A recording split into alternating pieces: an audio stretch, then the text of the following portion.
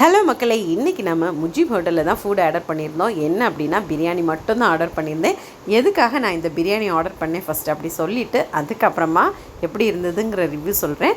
எங்கள் வீட்டில் ஒரு ஃபங்க்ஷன் வைக்க போகிறோம். அந்த ஃபங்க்ஷனுக்காக இங்கே நம்ம ஆர்டர் பண்ணலாமே அப்படிங்கிற ஒரு இதில் தான் நாங்கள் இன்றைக்கி வந்து டேஸ்ட் பார்க்குறதுக்காக இந்த முஜீப் பிரியாணி வாங்கியிருக்கோம்.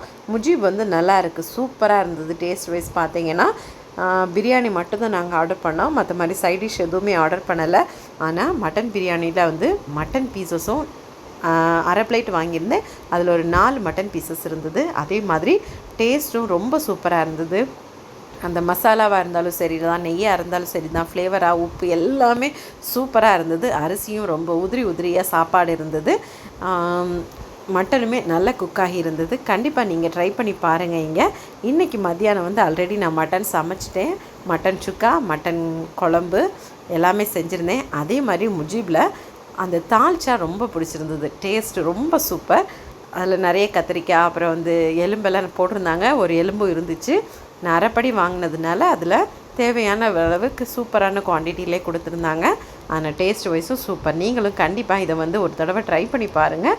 ரேட்டும் ஓகே, நார்மல் தான் அப்படிங்கிற மாதிரி தான் சொல்ல முடியும். இன்றைக்கி எங்கள் வீட்டில் இந்த ஸ்பெஷல் பிரியாணி கொஞ்சமாக வாங்கினதுனால சரி ரைஸும் சாப்பிட்டுக்கணும் அப்படிங்கிறதுனால தான் மட்டன் குழம்பு, மட்டன் சுக்கா.